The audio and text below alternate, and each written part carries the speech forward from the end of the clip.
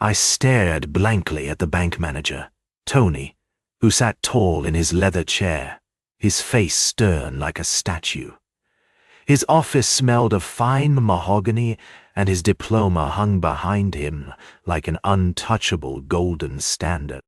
I'd known him since I was a little girl. He was good friends with my stepfather, Jack. Yet his gaze seemed uncharacteristically cold, detached, almost alien. "Could you repeat that?" I asked, my voice barely a whisper. I needed him to say it again. Maybe I'd heard wrong.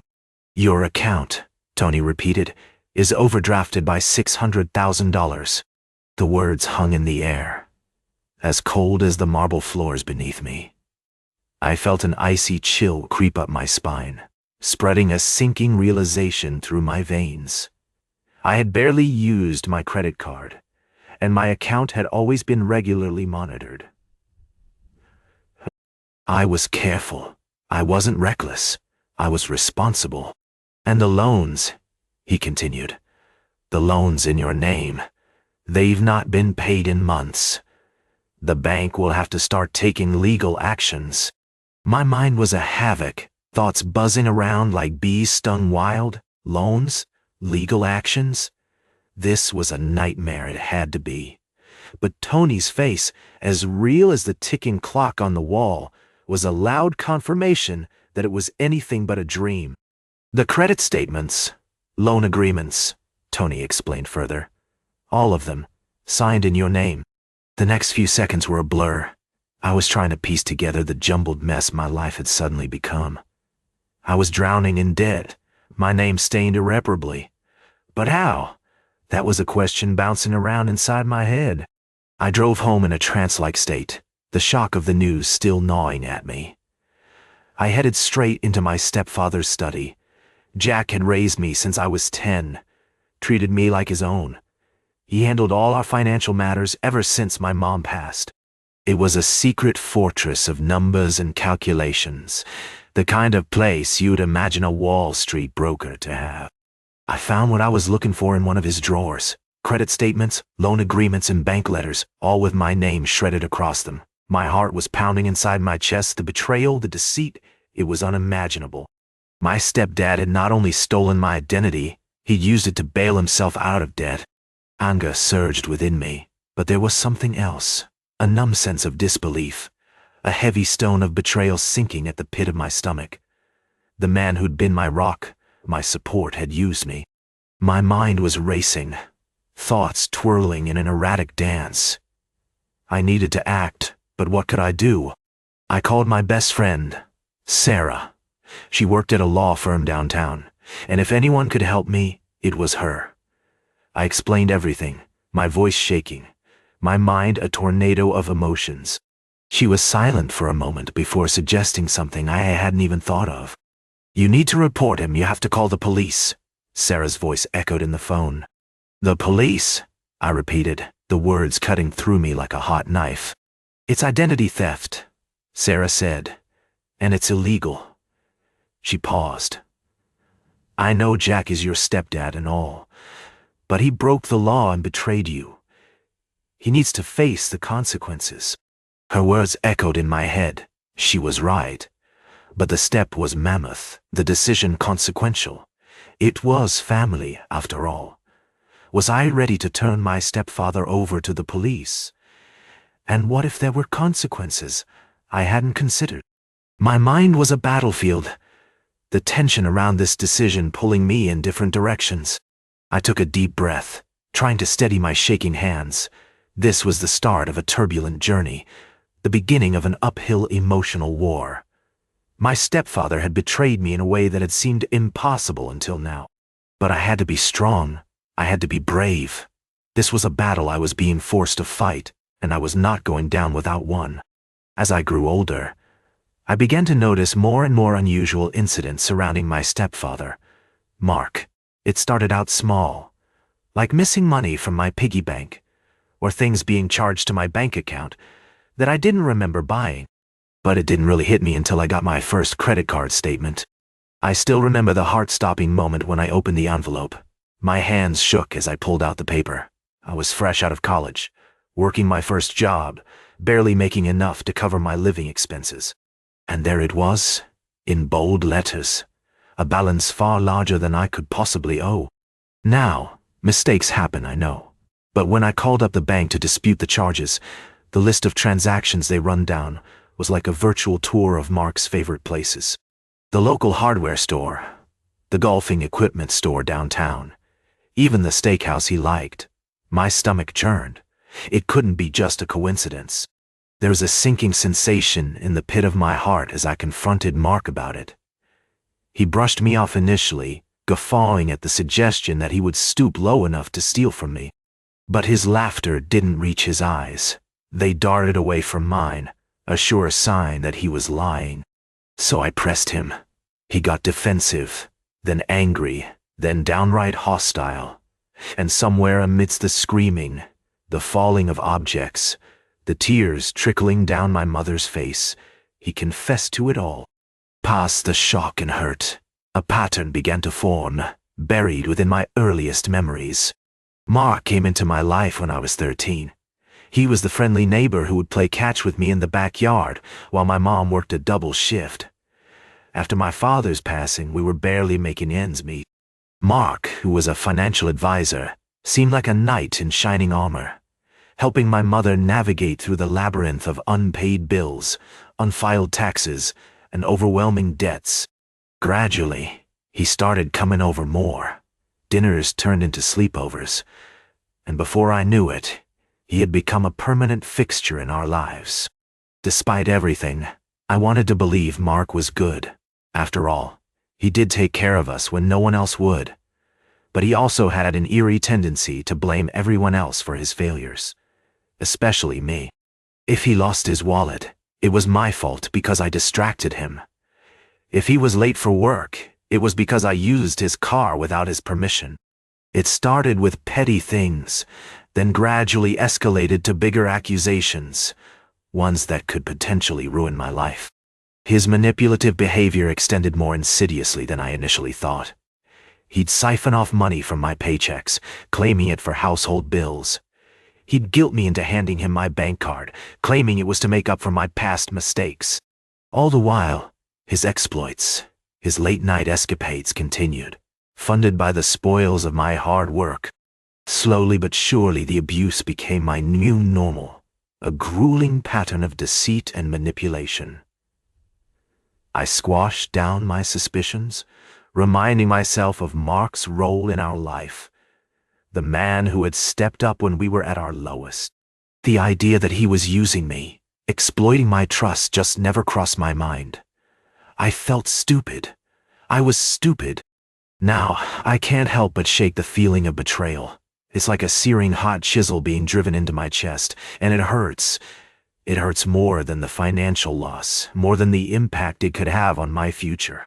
This was the man I trusted, the man who had been my father figure for a good part of my life. And he used me, abused that trust in the worst possible way. There was no way around it anymore. It was time to deal with the reality. Mark had stolen my identity to bail himself out of his own financial troubles, and I wasn't going to let him get away with it. As the weight of it all sunk in, I knew what I had to do, regardless of how much it was going to hurt. The moment of confrontation was coated in a thick layer of tension that draped over the air in our living room.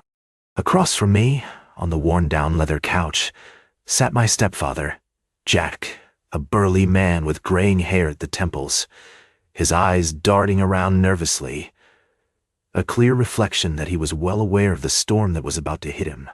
"Jack," I began, holding out the mountain of credit card statements and collection notices that bore my name but were not my doing. "I need you to explain this to me now." A moment of silence lingered between us before he seemed to swallow down his fear, straightening up as he tried to put on a brave front. I don't know what you're talking about, kiddo." I could feel anger boiling within me, his cheap denial pushing me over the edge. Taking a deep breath, I tried to keep my composure. "Don't lie," I seethed, throwing the papers down on the coffee table between us. "These are all my bills, Jack. I didn't open these accounts. He looked away, trying to avoid my gaze. But I wouldn't let him. This wasn't a moment for hiding. I'm supposed to look up to you, Jack. You're my stepfather. This is not how you treat family. The words slipped out of me, and there was a rawness in them that even I hadn't anticipated. He sighed heavily, finally meeting my eyes with a look of defeat. "All right," he said, his voice barely above a whisper. "I did it. I needed the money." The honesty was brutal. It hit me with the weight of a freight train, and it took me by surprise. What did you need the money for, Jack, huh? To feed your gambling? To impress your buddies? No, he shook his head, eyes clouded with regret. It was more than that. Curiosity piqued. I leaned back into my seat, arms crossed over my chest. "Explain." His gaze dropped to his hands, his fingers lacing together in a vice grip. "When I was younger, before I met your mom, I got into some trouble, some financial trouble. I borrowed money from some people I shouldn't have." He paused, swallowing thickly before continuing. "People that don't forget. People who don't let you forget." I frowned. "You're saying you're in debt with what? Loan sharks?" "Worse," he muttered. And then it hit me, like an ice-cold shower on a winter morning. "Criminal," I breathed out, feeling my heart pound in my chest. This wasn't just a deep hole Jack had dug himself into. It was a labyrinth of lies, secrets, and criminality that now involved me too. He nodded, his gaze meeting mine once again. "I'm so sorry. I didn't know what else to do. I thought I was protecting you." A bitter laugh escaped my lips because the irony was too cruel. "By throwing me into your mess, Jack, you didn't protect me, you used me." The room silenced as the words hung in the air. I watched as Jack's face fell, his guilt and regret washing over him. But another emotion was burning brighter in me: anger, betrayal, and a desperate need for justice. "I can't let you get away with this, Jack. You need to pay for what you've done." There was silence between us as he looked at me, his eyes filled with the understanding that he had crossed a line he could never uncross. As I watched him, I knew then that my stepfather, the man who was supposed to look out for me, was a criminal, and I needed to turn him in. Gulping down the knot in my throat, I found myself walking into the police station, the cold, austere place, a stark contrast to the chaos churning within me. The officer behind the front desk, a gruff man named Robert, looked at me, his expression softening as he recognized me from the butter sculpture contest at the local fair last month. "I never thought I'd see you here, champ," he said, his voice grave. With quiet determination, I answered, "I need to report a case of identity theft, Robert. It's my stepfather."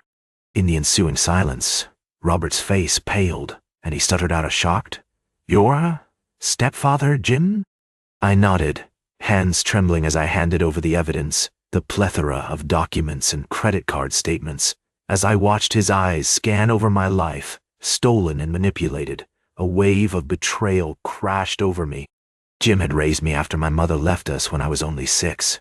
He was my rock, the man I looked up to, the man I considered my father. And now, well, "Your report will go to our detective department," Robert said eventually, breaking the silence. "They would be calling you soon, all right?" The following weeks were a whirlwind.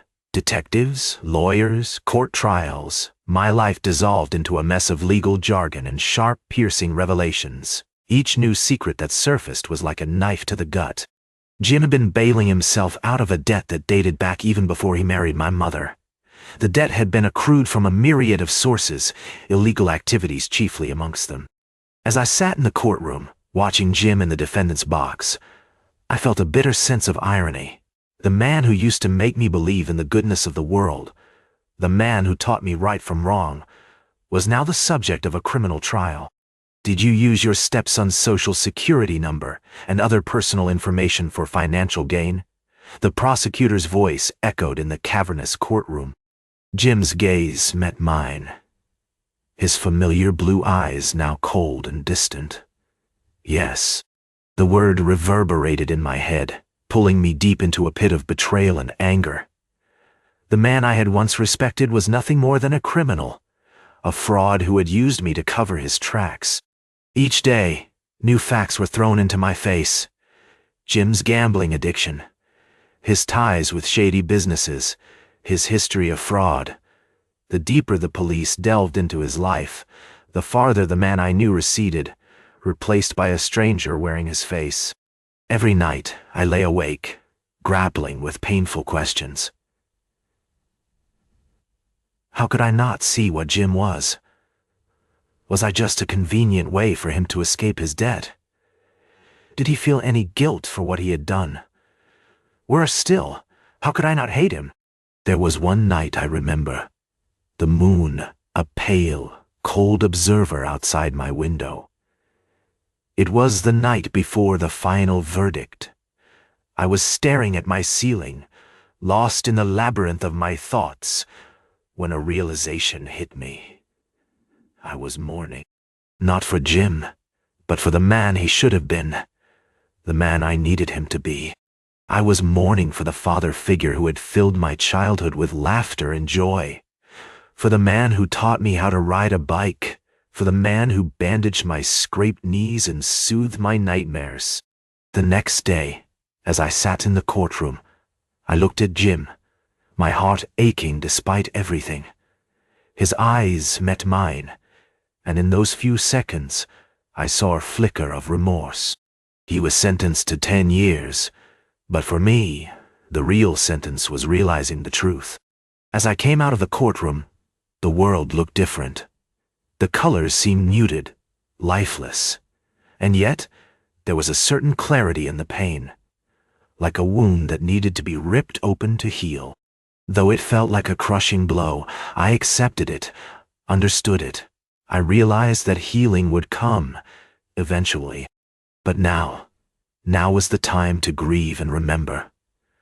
Remember the man I thought Jim was. Remember the little boy who trusted him blindly. Today, I mourned for both of them. I sat on my porch, staring out at the iron-gray sky, mulling over the past few months. The bitter taste of betrayal still lingered. My mother was across town, trying to salvage whatever remained of her shattered reality. She had loved that man, considered him family. Deception had a funny way of erasing years of trust. My stepfather, Edward, was now behind bars thanks to my report. Initially, I was terrified, consumed with guilt. But then, I remembered the sleepless nights of worry, the countless calls from creditors, and how Edward had made a mockery of my identity. That guilt vanished. I'd brought justice for myself, and in doing so, exposed a monster. I remember the night the police arrived at our home, their blue and red lights illuminating our quiet suburban street. Edward was cuffed and taken away while my mother watched in devastation. The cops found mountains of evidence, confirming my stepfather's deceptive activities. He'd been embezzling money not only from me but from his company as well. The next few weeks were a whirlwind of court trials, paperwork, and endless questions from lawyers, cops, and friends. My mother and I attended court every time. She wanted to understand how the man she'd loved had turned into a stranger. The court's decision came as no surprise. Edward was sentenced to a decade in prison, and his assets were frozen. His debt was far greater than anyone had imagined. I had expected a sense of relief after the court's decision, a sense of closure. But all I felt was a hollow emptiness. This man had raised me after my biological father died. He was a figure I'd looked up to, admired even. His betrayal hit me like a freight train, and I was dealing with the aftermath. The one silver lining in this storm cloud was reclaiming my financial stability. The court ordered that all the money Edward had stolen from me be returned. It took months, but eventually, my bank account was back to where it should be. The creditors stopped their incessant calls, and for the first time in years, I was free of debt. I'd also reclaimed my identity, which was more challenging than I'd thought. The emotional trauma of having your identity stolen by your own family needed time and patience to heal. I saw a therapist who specialized in identity theft victims. Slowly, with her assistance, I began to piece together the broken fragments of my self-esteem. Many people asked me if I regretted turning Edward in to the police. I reflected on this question many times, and each time, I arrived at the same answer: no. The man had made choices leading him to his current predicament. I was merely the conduit of justice. If not for me, he would have continued his deceitful practices, ruining more lives. It was a harsh lesson to learn. Family isn't always blood, and blood isn't always family. Trust is a fragile thing, earned over years and lost in seconds. The only person you can truly depend on is yourself. As time passed, I learned to cope with the aftermath. I visited my mother, helped her navigate through her despair, and rebuild her life. We became closer than ever, sharing a bond forged out of raw pain and healing. I have moved on from the nightmare and used it as a stepping stone to a stronger, wiser self. I have a clean slate now, both financially and personally. It's a chance to start over, make better choices. My identity is my own again. My stepfather's actions shattered me, but I picked up the pieces and came out stronger. And as for Edward, I sometimes wonder how he's faring behind bars. There are times I miss the man he used to be, the father he used to play. But that man is a ghost, a mere memory, tarnished by actions he chose to indulge in. The story of my stepfather's betrayal will always be a part of me, but it doesn't define me. I'm not a victim, but a survivor. I found justice, reclaimed my identity, and in the process, found myself.